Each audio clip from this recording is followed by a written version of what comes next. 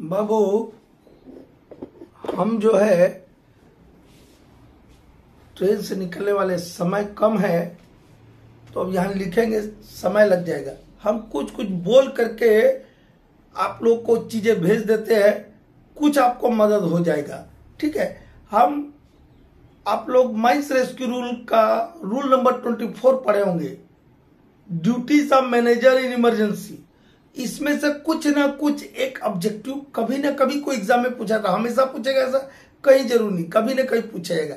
उसी में से एक हम ऑब्जेक्टिव लिए आपके लिए कि माइन में कभी भी बिलो ग्राउंड माइन में कोई रेस्क्यू एंड रिकवरी वर्क हो रहा है तो किसके कंट्रोल, डायरेक्शन और सुपरविजन में होगा? मैनेजर के। Are in his absence the principal official present at the surface. Mine के बिलो ग्राउंड में रेस्क्यू और रिकवरी का वर्क मैनेजर या उनकी अनुपस्थिति में प्रिंसिपल ऑफिशियल के कंट्रोल, डायरेक्शन और सुपरविजन में किया जाएगा। या तो मैनेजर, या मैनेजर नहीं तो प्रिंसिपल ऑफिशियल। प्रिंसिपल ऑफिशियल का डेफिनेशन बताए थे, क्या बताए थे बेटा? Senior most mine official in mining discipline. Senior most mine official in mining discipline.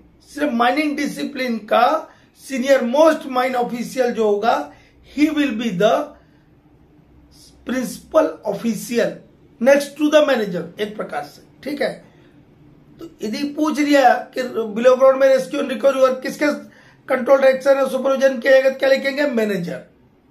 ठीक है, आर इन हिज एब्सेंस, मतलब मैनेजर के एब्सेंस है प्रिंसिपल ऑफिशियल। ठीक है, और जब रेस्क्यू एंड रिकवरी का वर्क होता है तो ये बहुत ही दिक्कत वाला बात होता है। तब रूल 24 ने ही एक सुविधा दिया है कि कोई मेजर इवेंट हो जाए, कोई मेजर इमरजेंसी हो जाए। मेजर इमरजेंसी किसको बोलते हैं, पहले ये मालूम चाहिए। मेजर इमरजेंसी किसको बोलते हैं? Underground fire, big underground fire है, एक्सप्लोजन है, इनंडेशन है। ठीक है, कोई ऐसा एक्सीडेंट है जिसमें बहुत सारे आदमी इन्वॉल्व हो गए होंगे। एक टाइप का कोई बताए थे ना जी कि जिसमें 10 या उससे अधिक व्यक्ति मर जाते हैं, उसको कौन सा एक्सीडेंट बोलते हैं? डिजास्टर। मतलब डिजास्टर हो गया हो, अंडरग्राउंड, बिग अंडरग्राउंड फायर हो, ठीक है, इनंडेशन हो गया, एक्सप्लोजन, ये मेजर इमरजेंसी है। ठीक है, यदि मेजर इमरजेंसी के केस में मैनेजर जो है, एक ग्रुप होता है, उस ग्रुप से गाइडेंस लेकर के ही काम करेंगे, रेस्क्यू एंड रिकवरी वर्क का काम करेंगे। क्या क्या होता है उसमें? 4 गो आदमी रहता है, ज्यादा नहीं रहता है। कितना आदमी रहता है? किनके सलाह से, किनके गाइडेंस में मैनेजर साहब रेस्क्यू एंड रिकवरी वर्क करेंगे? होगा इन्हीं के अंडर कंट्रोल में। जो भी रेस्क्यू एंड रिकवरी वर्क होगा वो मैनेजर के कंट्रोल, डायरेक्शन, सुपरविजन में होगा।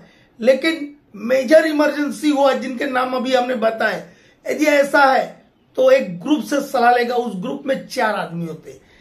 ए senior official of the management, management का सबसे ऊंचे स्तर रखने वाला एक अधिकारी रहेगा।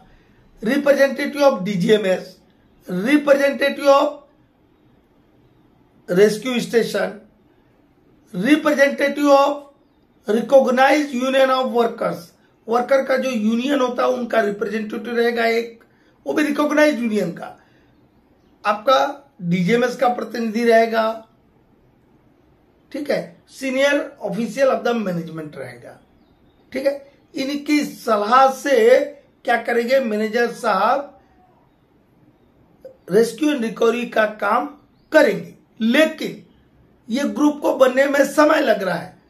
तब मैनेजर को माइंस रूल्स 1985 के रूल 24 ने पावर दिया है कि वो अपनी बुद्धि विवेक से रेस्क्यू एंड रिकवरी का वर्क कर सकते हैं। ठीक है, नेक्स्ट लेते हैं। फ्रेश एयर बेस का नाम सुने बेटा? ये माइंस रूल्स के रूल 27 में कहीं बेस लिखा, बेसेस भी लिखा, यदि माइंस रूल्स में समझ जाएगा, फ्रेश एयर बेस बोल रहा। देखिए क्या नाम है, fresh air base. Fresh air में मतलब शुद्ध हवा में बेस है। बेस मतलब क्या है, कोई एक स्टेशन टाइप का है। जैसा आजकल का बच्चा लोग पता नहीं वो एयर ब्लास्ट शेल्टर को एबीएस एबीएस खूब बोल रहा है। सर क्या होता बताइए, एयर ब्लास्ट शेल्टर होता है कि एयर ब्लास्ट स्टेशन? मैं तो कभी उसका शॉर्ट फॉर्म नहीं पढ़ा था एबीएस का, एयर ब्लास्ट शेल्टर। और जिनको एयर ब्लास्ट के बारे में जानकारी चाहिए तो वो मेरा प्लेलिस्ट है एयर ब्लास्ट का, 3 ही वीडियो, छोटा छोटा 3 वीडियो, उसको जाकर देख लेना, ठीक है।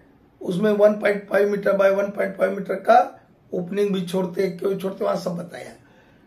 तो जो फ्रेश एयर में आपको एक स्टेशन बनाना, वही क्या हुआ, रुकने का जगह बनाना है, रुकने बैठने का जगह बनाना है, वही जगह हुआ आपको फ्रेश एयर बेस। लेकिन कहां बनाएंगे उसको?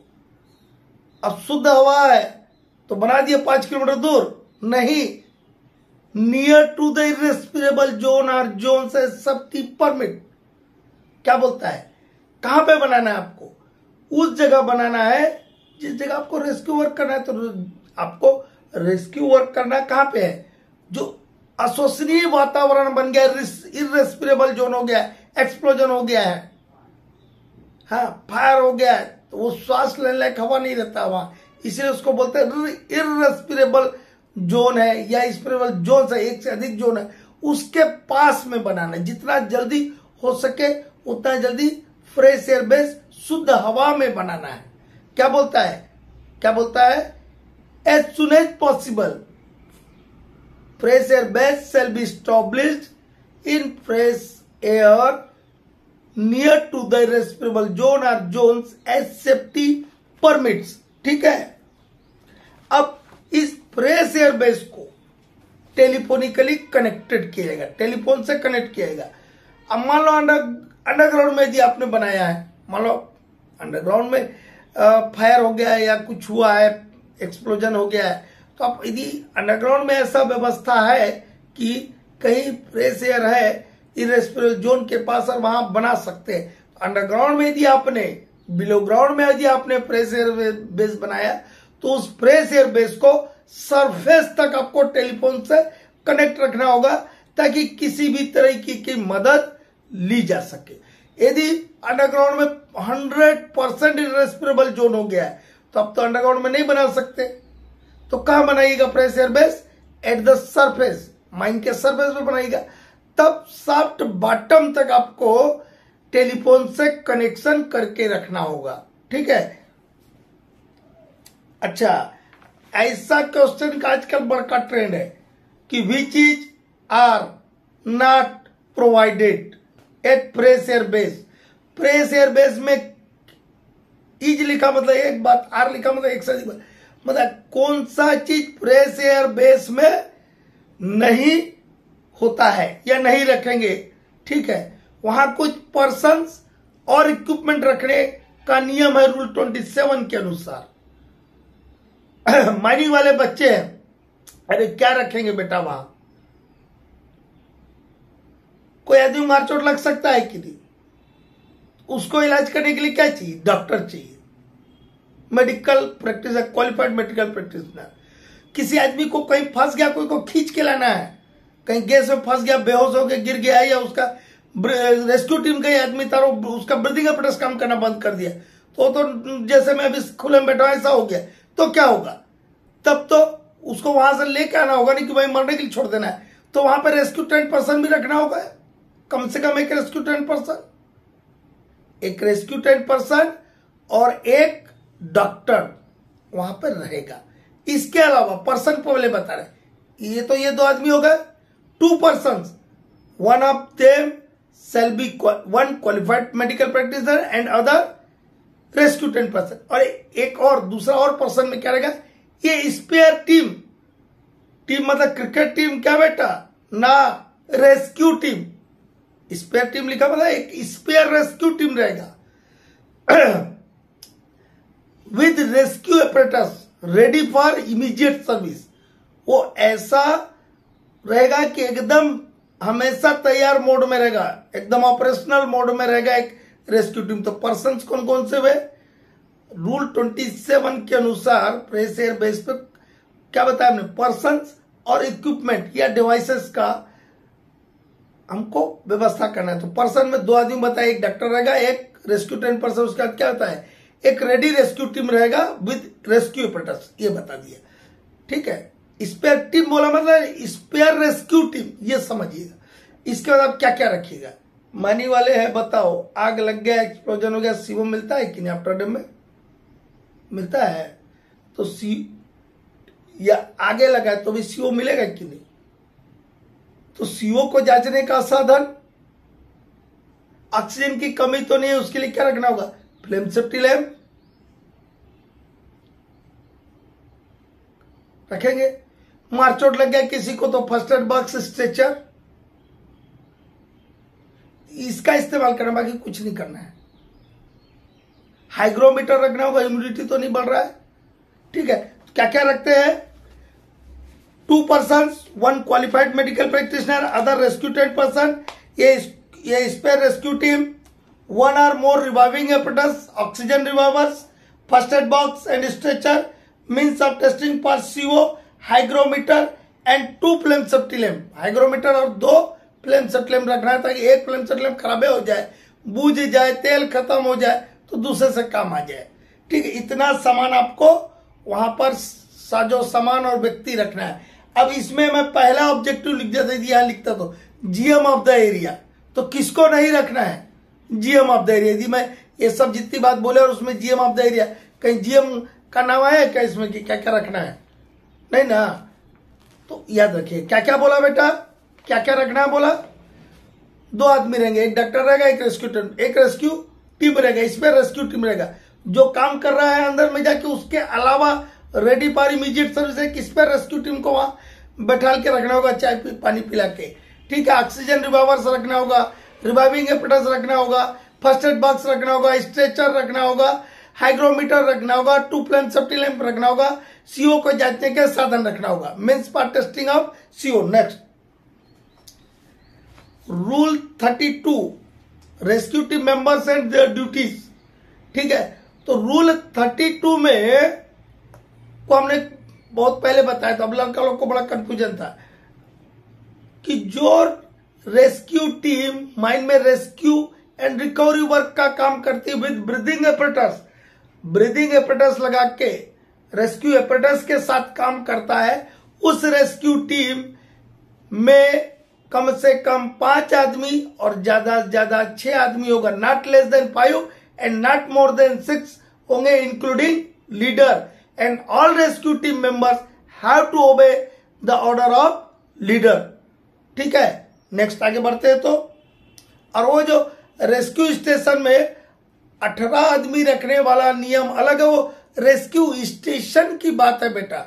वहां पर आपको खिला पिला के 18 आदमी को रेस्क्यू टीम या रेस्क्यू ब्रिगेड बोलिए, उसको वहां पे रखे रहना है, ताकि कहीं पर भी कोई इमरजेंसी हो जाए तो उनको यूज किया जा सके।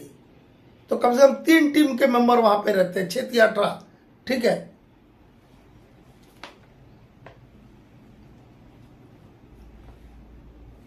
और ये जो रेस्क्यू ट्रेन पर्सन है, इनका मेडिकल एग्जामिनेशन कितने दिन में एक बार करते हैं? नॉर्मली तो अपन पीएमई 5 साल में एक बार करते हैं।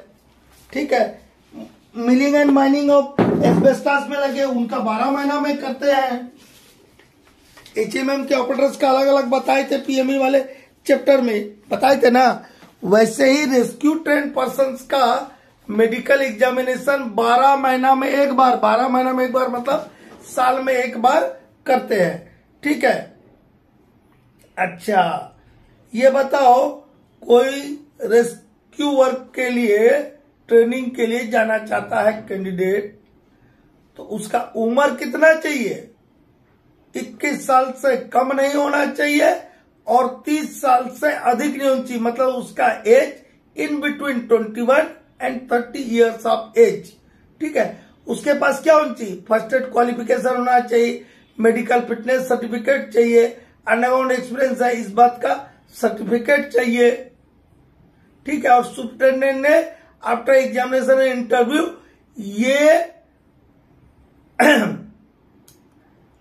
प्रमाण दे दिया है कि हाँ ये आदमी रेस्क्यू एंड रिकवरी वर्क के लिए फिट है, रेस्क्यू वर्क के लिए फिट है। ठीक है, अच्छा ये बताइए, एक रेगुलर रूल 19 हम भेजे थे वीडियो में, उसी के ऊपर एक हम एमसीक्यू लिए हैं कि जिन माइन में 100% से ज्यादा पर्सन ऑर्डिनरी एम्प्लॉयड है, तो वहां का जो उस बिलो ग्राउंड माइन का मैनेजर सरफेस पर हर समय कितने आदमी मौजूद रखेगा माइन के सरफेस पर, हर समय मतलब एट एनी टाइम, किसी भी समय पर कितने आदमी मौजूद रखेगा। यदि 100 से ज्यादा more than 100% are ordinarily employed, then manager shall ensure that at least 5 rescue trained persons are readily available at the surface at any time। लेकिन इसी में एक और बात बताया था कि यदि माइन में 500 से ज्यादा यदि ऑर्डिनरी एम्प्लॉयड पर्सन है, तब हर 100 आदमी या उसके भाग के लिए एक रेस्क्यू ट्रेन पर्सन रखे जाएंगे। ये इस बात को मैनेजर साहब, ये बात को भी मैनेजर साहब सुनिश्चित करेंगे, ऐसा बोला होगा। The manager shall also ensure that where more than 500 person are ordinarily employed at least one man मतलब one rescue trained person, one man मतलब वन रेस्क्यू ट्रेंड पर्सन। बेटा रूल में वन मैन वर्ड लिखा है, ठीक है, one man मतलब one rescue trained person, ख्याल रखिएगा। One man for every 100 person are part thereof, ठीक है। 500 से ज्यादा जहां पर है वहां पर हर 100 आदमी या उसके किसी भाग के लिए एक रेस्क्यू ट्रेंड पर्सन रखा जाएगा। मान लो मेरे माइंड में 900 आदमी, 940 आदमी एम्प्लॉयड है, ऑर्डिनरी एम्प्लॉयड कितना है 940, ठीक है। तो कितना रखेंगे, कितना रखेंगे? अरे जहां पे 500 के ऊपर है कि ये फिगर 940 बोला मतलब वे 500 से अधिक ऑर्डिनरी एम्प्लॉयड है, तो हर 100 आदमी पर या उसके किसी एक भाग पर कितना रखना है, एक। तो 900 पे 9 आदमी और 40 100 का पार्ट हुआ तो एक और, तो कितना हो गया 10 आदमी। 940 यदि मेरा ऑर्डिनरी एम्प्लॉयड पर्सन है तो वहां पर मुझे कितना रखना होगा, 10 गो रेस्क्यू ट्रेंड पर्सन रखना होगा। अच्छा बताइए, रेस्क्यू ट्रेसिंग जो होता है कितना रखना होता है? रेस्क्यू ट्रेसिंग कितना रखना होता है?